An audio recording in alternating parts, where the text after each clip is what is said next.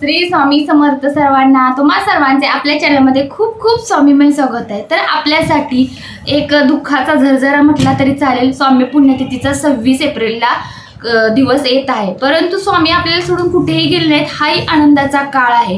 पुण्यतिथी म्हणजेच आपल्याला स्वामी महाराज सोडून जायले असे म्हणणाऱ्यांना स्वामी कुठेही गेलेले नाहीत। स्वामी अक्कलकोटलाच नाही तर स्वामी सर्वांच्या जवळ आहेत। जसे की प्रत्येकाला प्रचिती आहे म्हणजे स्वामी आहेत।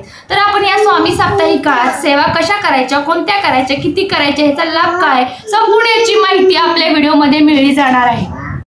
तर बघा, तुमची सारामृतची 11 पारायण झालीच पाहिजेत। तुम्ही जर 8 तारखेपासून ते 18 तारखेपर्यंत जर पारायण केले तर सारामृतचे 11 पारायण होतात। आणि तिथून पुढे 18 तारखेपासून म्हणजे तुम्ही 4 श्रावण एका गाईला नैवेद्य 18 तारखेला दाखवायचा आणि 19 तारखेला गुरुचरित्र पारायणाला बसायचं। म्हणजे पुढच्या 26 तारखेला गुरुचरित्र हा समाप्ती दिवस येतोय, म्हणजे खूप लाभदायक देणारा दिवस आहे। तर तुम्ही 8 तारखेपासून ते 26 तारखेपर्यंत 2च पारायण करायचे, पण ते तुम्हाला 2 पारायण अगदी पुढच्या वर्षीपर्यंत तुम्हाला फलश्रुती देणार आहे। तर हे कसे करायचे, कशा स्वरूपात करायचे, याची नियमावली काय आहे, नियम काय आहे, त्याची संपूर्ण माहिती आजच्या आपल्या व्हिडिओमध्ये आहे। तुम्ही व्हिडिओ कुठेही मध्ये न थांबवता न स्किप करता संपूर्ण पहा, म्हणजे तुम्हाला माहिती मिळेल। तर बघा, गुरुचरित्र पारायण तर करायचंय, त्याच्या आधी आपल्याला 11 पारायण सारामृतची करायचे। तर सारामृतची ही पारायण आपण किती तारखेपासून चालू करायची, तर 8 तारखेपासून। 8 तारखेला पहिलं पारायण, ती 18 तारखेला समाप्ती झाली पाहिजे। तर तुम्हाला ह्यात मासिक विटा येत असेल तर आपल्या मिस्टरांना बसवायचं किंवा आपल्या मुलांना बसवायचं, आपली जाऊबाई असेल तर जाऊबाईंना बसवायचं।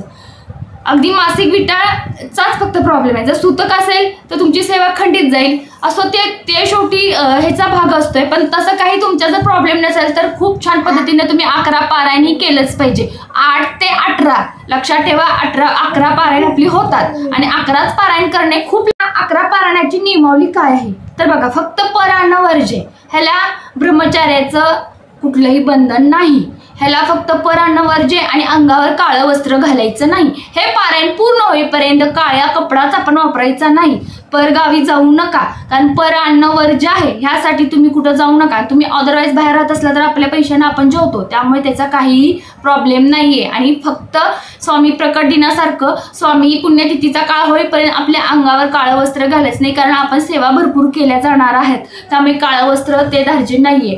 तर 8 ते 18 तारखेपर्यंत ह्याचं 11वं पारायण तुम्हाला नियमावली कळाली असेल। नियमावली काही नाही, फक्त पहिल्या दिवशी संकल्प करायचा। पहिल्या दिवशी संकल्प करायचा। संकल्प करताना हे अशा स्वरूपात हात घ्यायचा, हे असं करायचं आणि ह्याच्यावर डाव्या हातानं चमचाभर पाणी वतायचं, खाली तामण ठेवायचं आणि तुमची काही इच्छा असेल ती बोलायची। याच्यावर दत्त महाराजांना आगमन करायचं, स्वामी समर्थ महाराजांना बोलवायचं आणि तुम्ही काही कशासाठी हे पारायण करता हेही त्यांना सांगायचं। आणि मग ते पाणी असं तामणात सोडून द्यायचं आणि बाहेर तुळशीच्या झाडाला सोडून फुलांच्या झाडांना घालायचं, तिथं पायधडी तुडवली जाणार नाही असं। हे फक्त संकल्प एकदाच, परत नाही करायचा 11 दिवस।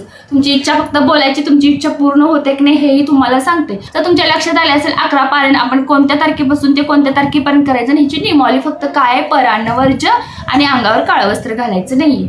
तर 18 तारखेला हे पारायणाची समाप्ती होत्या, त्यामुळे तुम्ही काय करायचं, पुरणपोळीचं जेवण करायचं। 18 तारखेला पुरणपोळी करा किंवा पुरी श्रीखंडाचं करा, पण करा, कारण स्वामीसाठी आपण करायला काय स्वामी येतात, स्वामी नाही असं नाही, पण ते आपण आपली फॅमिली सुद्धा म्हणजे जेवू खाऊ शकतो। त्यामुळे ते अन्न दुसरं कुणालाही जात नाही, आपणच खायचंय।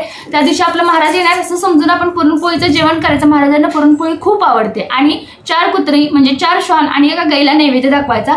शुक्रवारी समाप्ती होते आणि दुसऱ्या दिवसापासून गुरुचरित्राला बसायचं। आता गुरुचरित्र पारायण आपलं 19 ते 26 तारखेपर्यंत चालू राहणार आहे। तर ह्याची नियमावली खूप आहे।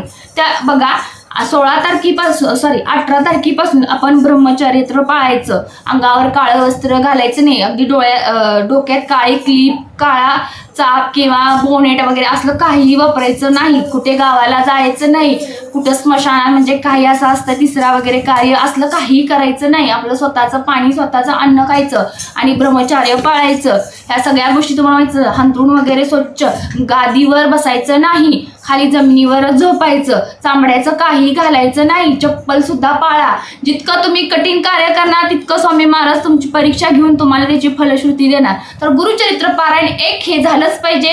19 ते 26 तारखेला म्हणजे पुण्यतिथीला तुमची समाप्ती, त्या दिवशी सुद्धा तुम्ही गोडाधोडाचं जेवण करायचं। एखादं जोडपं घाला किंवा अदरवाईज 9, 10, 11 मुलं घालू शकताय तुम्ही। 9च्या पुढे किती तुम्हाला मुलं घालायचे तेवढी तुम्ही घालू शकताय। हे पारायण झालं हे पारायण, हे 2च पारायण करा आणि फलश्रुती मिळवा. येणाऱ्या काळात तुम्हाला म्हणजे 8 तारखेपासून हे सुरुवात करायची आहे ती 26 तारखेपर्यंत. 8 तारखेपासून तुम्ही ह्याची सुरुवात करणार आहात ते 18 तारखेपर्यंत. 18 तारखेला तुम्ही ह्याच्यासाठी 4 कुत्री आणि गायींना निवेद दाखवून दुसऱ्या दिवसापासून जी काही आपली नियमावली आहे ती नियमावली करून गुरुचरित्र पारायण करणार. जो कोणी गुरुचरित्र करतो त्याला सगळं संपूर्ण माहीत असेल की याचा काय लाभ असतो. गुरुचरित्र करणे म्हणजे खूप सोपे नाहीये आणि खूप अवघडही नाहीये. आणि गुरुचरित्र पारायण करतो तो खूप नशीबवान असतो. ह्या ग्रंथाला स्पर्श करतानाच कळतं की काय आहे याचा लाभ. तो गुरुचरित्र पारायण म्हणजे आपल्या संपूर्ण संकटाचं निवारण करणारा ग्रंथ आहे. आपल्या संसार मार्गी जी काही अडचणी येतात ह्याचं पूर्ण निवारण म्हणजे गुरुचरित्र. आणि हा फक्त केवळ अधिकार आपल्याला आपल्या परमपूज्य गुरुमाऊलींनी महिलांना दिलेला आहे. तर प्रत्येक महिलांनी संधी सोडू नका, काही कारण काढू नका, कारण हे पहाटेचं करायचंय, हे पहाटे उठून करायचंय. हे पारायण पहाटेचं करायचं असते. त्यामुळे कुणीही म्हणू नका मला आता वेळ नाही, वेळ नसतोय. तर वेळ सगळ्यांना आहे. त्यासाठी तुम्हाला 8 दिवस स्वामींच्यासाठी वेळ द्यावाच लागणार आहे. ते स्वामी याची पुण्यही घेणार नाहीये तर आपणच घेणार आहोत. परंतु म्हणायचं असतंय स्वामींसाठी तर बघा लवकर उठा आणि हे पारायणाचा लाभ घ्या. स्वामी सेवेकऱ्यांनो संधीचं दौडू नका, संधीचं सोनं करून घ्या. खूप छान पद्धतीने सेवा करा, कारण आपल्याला सेवेचा मेवा हा आपल्यालाच मिळतो. जो करील सेवा तोच खाईल मेवा. तर निश्चितच तुमच्या लक्षात आलं असेल याला फार नियमावली नाहीये. साऱ्या अमृतला फक्त पहिल्या दिवशी संकल्प गुरुचरित्राचं तुम्हाला नियम माहीत असतील. नसेल तर माझ्या प्रोफाईलवर जावा, गुरुचरित्र पारायणाचा व्हिडिओ आहे, कशा पद्धतीने करायचं हे संपूर्ण माहिती सांगितलेली आहे, तो करा. ह्यात सुद्धा मी त्याची भरपूर माहिती सांगितलेली आहे. कारण साऱ्या अमृतचं आपल्याला 18 तारखेला 11 पारायणाची समाप्ती होणार आहे. म्हणून समाप्तीसाठी आपण गोडाधोडाचं पक्वान करायचं, नैवेद्य करायचं आणि हो पूजेची मांडणी पण करायची. आपण गुरुवारी करतो ना 11 गुरुवार, तशीच पूजेची मांडणी ह्या व्रताची करायची. हा ग्रंथ हलवायचा नाहीये, त्या ठिकाणीच ठेवायचा. अशा प्रकारे जर आपण केलं तर ह्याची फलश्रुती आपल्याला खूप प्रकारे मिळणार आहे. ह्याची समाप्ती तुम्ही 18 तारखेला करणार आहात. तर त्यातलाच निवड फक्त 4 कुत्री आणि गायींना दाखवून आपण दुसऱ्या दिवशी म्हणजे 19 तारखेपासून ते 26 तारखेपर्यंत गुरुचरित्र पारायण करणार आहोत. खूप लाभ असतो.